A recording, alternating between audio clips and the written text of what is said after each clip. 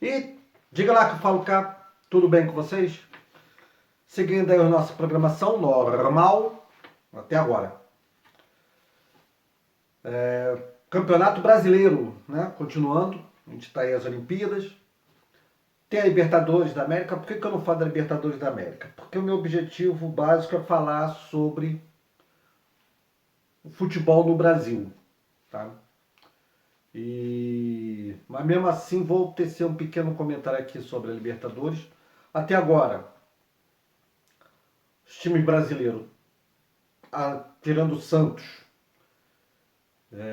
que foi a grande decepção, né? Não se classificando na primeira fase, o resto está indo naquilo que se esperava. O Inter foi bem, né? Perdeu nos pênaltis, pênalti é loteria.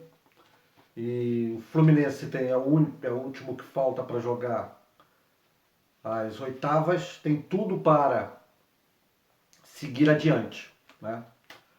O jogo provavelmente mais difícil dele será contra o Barcelona de Guayaquil e vamos ver no que dá. Flamengo até agora parece que está se acertando, vamos ver o Renato Gaúcho na Libertadores. Enquanto isso, no Brasileirão, o Fluminense perdeu para o Palmeiras com um gol contra. E aí vem a grande questão do time do Fluminense. O pessoal tem reclamado bastante do treinador. E eu, sinceramente, eu acho o Roger um treinador mediano para bom. Tá? Ele tem uma concepção de jogo que não me agrada. Tá? Não me agrada. E que dá nisso, é jogar por um lance. Quando esse lance não chega, pode acontecer lá atrás. Né? Já é a segunda vez que acontece isso. E o Fluminense com isso cai para a 10ª posição. Né? Ainda empatado com o Bahia ali, né? Fica mais longe do G6 em pontuação e precisa melhorar. Agora o Fluminense também tem algumas peças que são cruciais. A lateral esquerda, meu Deus do céu.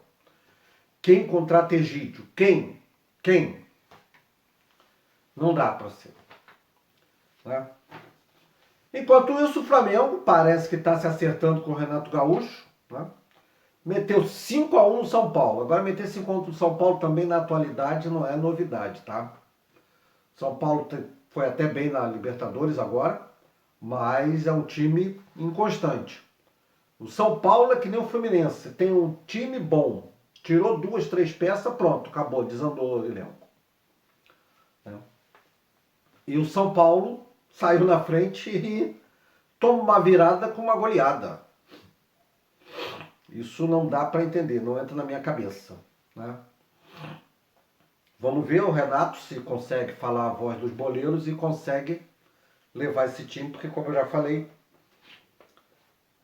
os melhores elencos do futebol brasileiro atualmente são Flamengo, Palmeiras e Atlético Mineiro.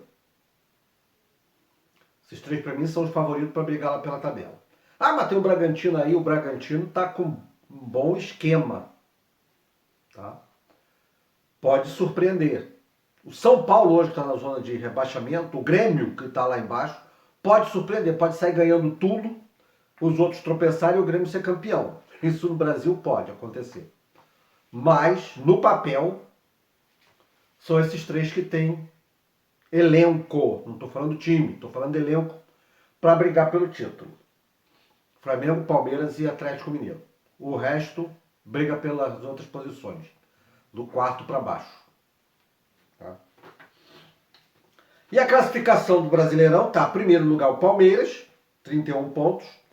Segundo lugar o Atlético Mineiro, 28. Terceiro Fortaleza, 27. Quarto Bragantino, 24. O Flamengo, por exemplo, está em sexto com 21 pontos, mas ele tem 2 jogos a menos. Se você somar 21 mais 6, né, vai dar 27, ou seja, ele estaria empatado com Fortaleza. Então estaria ali na briga. Por outro lado, na zona da degola, temos o São Paulo, voltou para lá, 11 pontos. América Mineiro, 10. O Grêmio, que não consegue sair do atoleiro, 7 pontos. e a Chapecoense com 4. Até agora, por exemplo, esse outro detalhe, a Chapecoense está dando claros sinais de que vai cair. Só que ela pode fazer uma reviravolta, ganhar tudo e escapar do rebaixamento. Né? Na Série B do Brasileirão, o Botafogo na 13ª rodada tomou uma sapecada de 2-0 do Goiás, mas se recuperou na 14ª ganhando do Confiança de 1-0. Com isso, o Botafogo subiu para o 12º lugar com 16 pontos ganhos, ganhando do Remo no saldo de gols. Já o Vasco da Gama empatou em 2-2 na 13ª rodada e ganhou de 4-1 do Guarani na estreia do Lisca. Com isso, ele subiu para 6º lugar com 22 pontos, ganhando do Avaí no saldo de gols. E está a 1 ponto apenas da zona de acesso à Série A. Que tem Náutico em primeiro com 30, Curitiba 25, CRB 24 e Goiás 23. Na zona da degola, a Ponte Preta continua lá com 12 pontos, Londrina com 12 e o Cruzeiro voltou a se afundar com 12 pontos também, fechando o Confiança com 10 pontos. Né? Preocupação, o Cruzeiro é preocupante. O Cruzeiro está sem TV a cabo na concentração e no alojamento da Toca da Raposa. Você sabe o que é isso, cara? Por falta de pagamento. É uma preocupação, foi o que eu falei, foi o que eu já comentei com alguns. O Botafogo, por exemplo, para mim, isso para mim, pode não ser verdade, tá? Mas o Botafogo aparentemente está naquele lance de vou cortar custos, não vou aumentar minha receita, vou cortar custo. Então eu quero continuar mais um ano na Série B. Não vou aumentar a receita, mas também não vou aumentar minhas despesas. Vou cortar essas despesas até, vou até abaixar essa despesa. Para ver se paga. É um jeito de se sair do atoleiro? É. Você corta custo, sai do atoleiro. O sistema capitalista é isso. Aliás, o sistema capitalista busca cortar custo ao invés de, no lugar de melhorar a sua receita. Né? No lugar de agregar valor, geralmente o sistema capitalista procura diminuir o custo para lucrar mais, mesmo com uma receita baixa. E o Botafogo está fazendo isso, pelo que eu tenho percebido. O Botafogo está naquela de que eu vou ficar por aqui, não caio, não subo, está muito bom. Ano que vem eu reduzo meus gastos, acabo com o departamento feminino. É isso que está. É uma forma, é. Vamos ver se dá certo. Agora o Cruzeiro continua não saindo. O Cruzeiro não subiu ano passado e não reduziu suas dívidas. Está com dívida até o gargalo. É um problema sério. Que o Botafogo pode ir pelo mesmo caminho. No Brasileirão da Série C, o Volta Redonda empatou com o Tombense em 1-1, caiu para o 4º lugar no Grupo A com 14 pontos ganhos, perdendo exatamente para o Tombense no saldo de gols. Já na Série D, o Bangu empatou com a Inter de Limeira, o Bangu continua aí se recuperando, e está em 5º lugar do Grupo A7 com 9 pontos, ganhando do Boa Vista no número de gols marcados. Que o Boa Vista perdeu para a Portuguesa novamente por 1-0. E com isso caiu para o 6º lugar do Grupo A7 com 9 pontos, perdendo exatamente para o Bangu no número de gols marcados.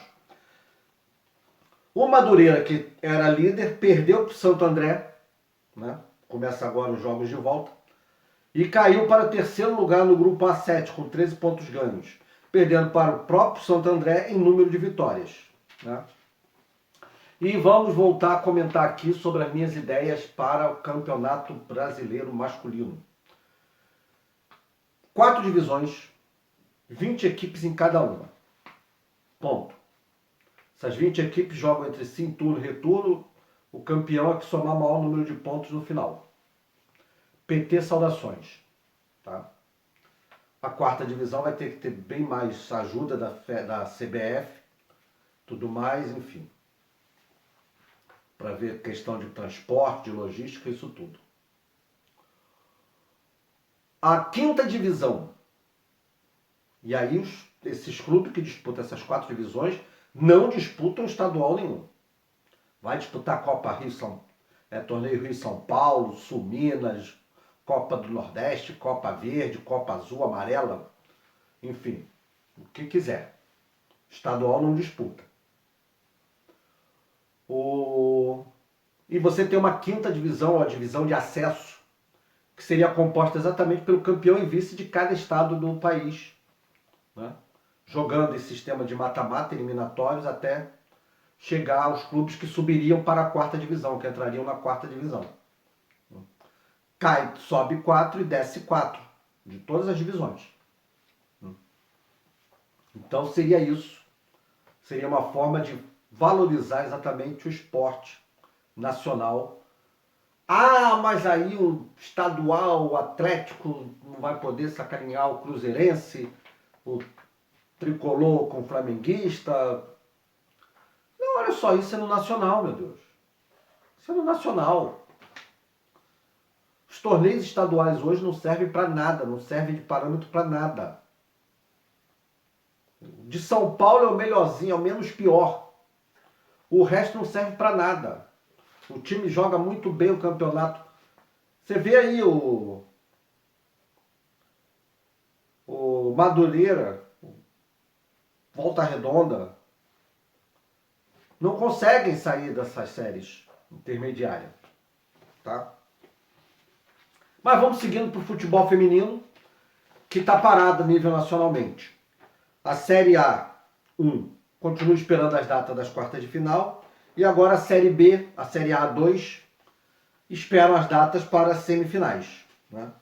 O Smack pega o Bragantino, o Crespon pega o Atlético Mineiro. No futebol feminino, você hoje não tem time para fazer 5 divisões, como eu falei no masculino. Você teria para fazer 3 divisões, com 16 equipes cada, reduz o número de equipes, para reduzir o custo. E então você teria... E para com esse negócio de A1, A2, primeira, segunda e terceira divisão,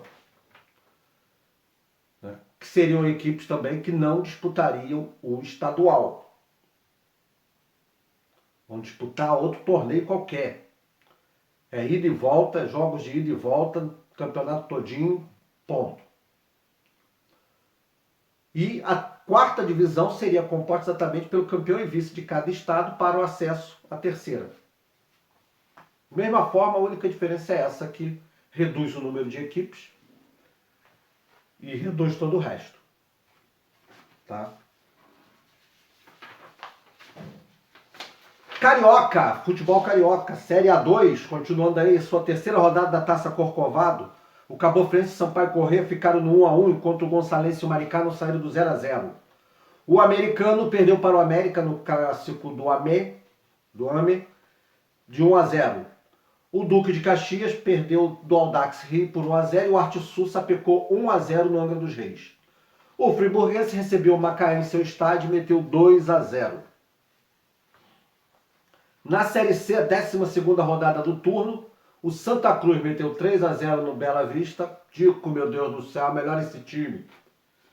Enquanto o Uni Souza tomou de 4-1 do Belfort Roxo.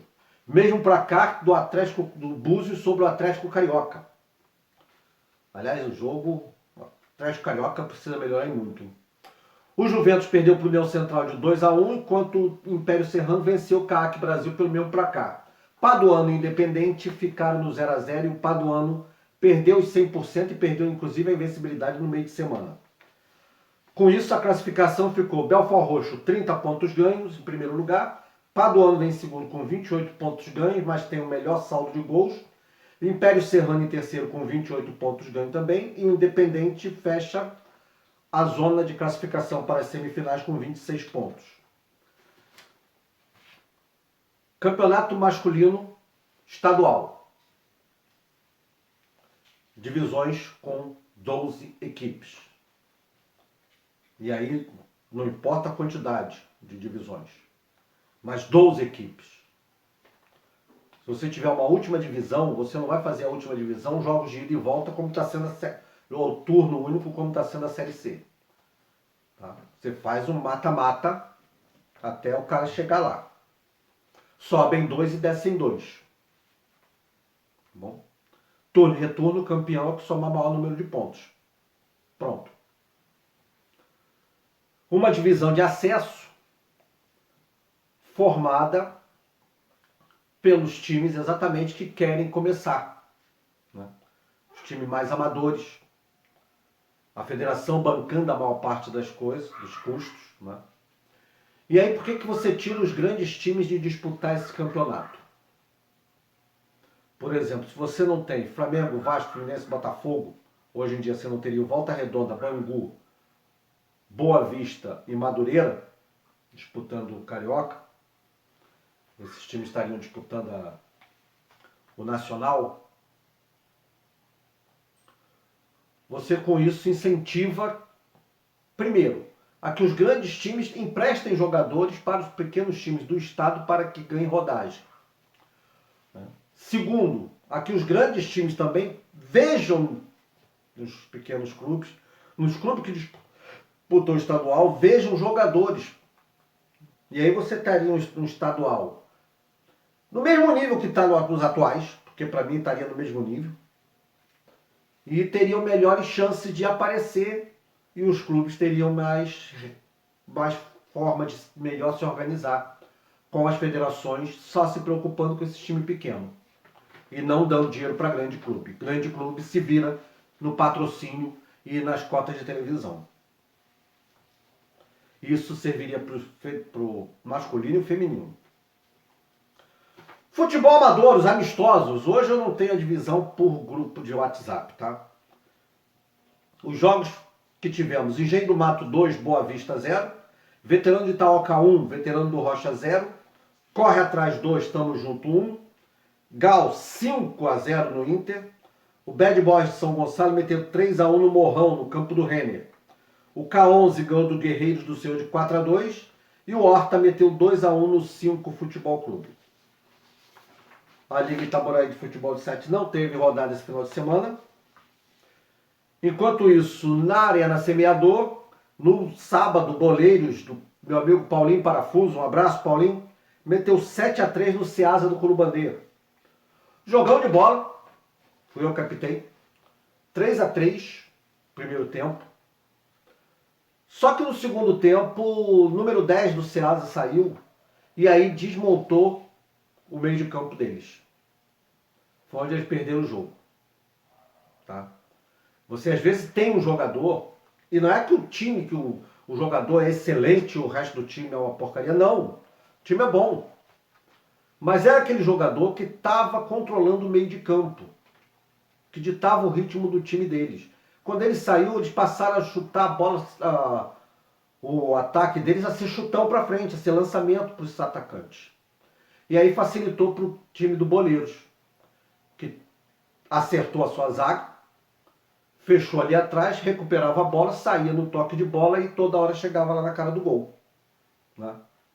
Então, foi uma substituição que acabou com tudo. Já no domingo, Família da Bola, a equipe verde finalmente venceu a equipe azul 3-2. Enquanto no clássico dos semeadores, o semeador do Outeiro meteu 10-1. Semeador de Capuçu. Outra coisa incrível também. O jogo estava muito bom até tá 1-1. Até ali os 30 minutos da primeira etapa. Depois não sei o que aconteceu com o semeador de Cabuçu, que se perdeu. Simplesmente começou, o goleiro armou a barreira mal, a zaga começou a furar, enfim. Show de erros que ocasionou esse pra cá e lá. Sabe? Semana passada, o semeador do Outeiro teve um show de erros que fez ele tomar de 5-1. Dessa vez foi o semeador de Cabuçu. Simplesmente ficou uma coisa assim que você pergunta, você não entende como é que o cara joga 30 minutos bem e depois não dá para entender. Enquanto isso, no jogo feminino, da tarde, o Soberanas, que está preparando aí para a Taça Unifoot, né? Estava de folga ainda, meteu 4-1 na equipe do Fênix. E pela Taça Unifute, jogos do grupo A ou B, eu não sei qual grupo, o Roselândia meteu 2-1 no Tupi e o Nova Aliança ganhou no Pavunense de 3-2. Taça Unifute, todos os jogos uma decisão. E é a solução para o futebol carioca feminino. Que eu quero aqui dar um pitaco aqui para o meu amigo Erivelto, para ler, para o pessoal do Unifute. Tá? Amplia mais isso. Eu sei que vocês querem fazer uma coisa de alto rendimento, mas tudo começa de baixo. Tá? Fazer os campeonatos mais localizados e sair. Por que eu digo que o campeonato feminino, masculino, tem que ser